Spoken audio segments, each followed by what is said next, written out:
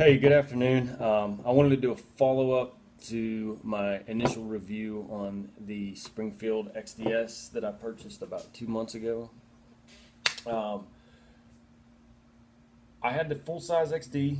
I bought the XDS. I carried it. Uh, this is my everyday carry weapon. It is a 45 3.3 inch barrel, and I hadn't shot it. Partly because I felt very comfortable with the XD platform and having carried the XD for so long and having shot several hundred rounds through that gun, uh, I was very comfortable carrying this one without having shot it.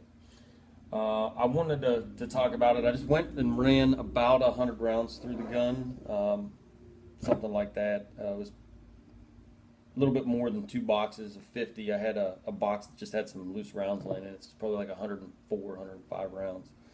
And I just wanted to talk about the gun. It is clear. You can see the chamber there's empty. There's no mag in the gun, so it is safe. Here's what I noticed about it. For a really small 45 at 100 rounds, my hand feels great. I had no issues. The gun had no issues handling the recoil that came with a 230 grain 45. I was just shooting regular American Eagle ball ammo. It wasn't plus P's or anything like that. But it handled really, really well. A couple of takeaways. It didn't have as much pop as I expected it to. It definitely has some bark to it. The big thing that I noticed shooting this ammo was and it's probably really hard to see.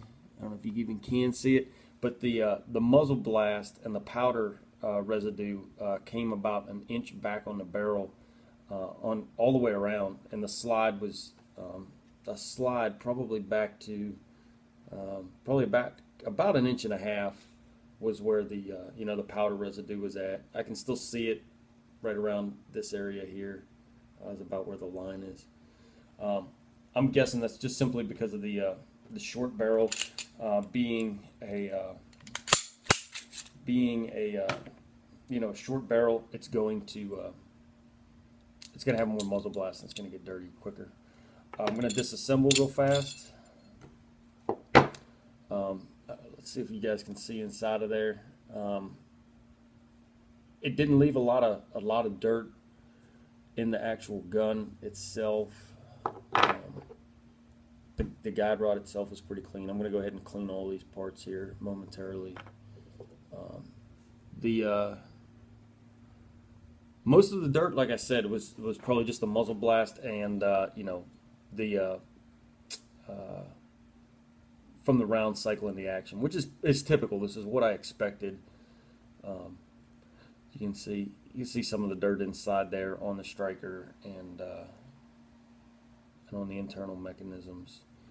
But the gun itself shot really, really well. I've got nothing bad to say about that. You can see the inside of it here.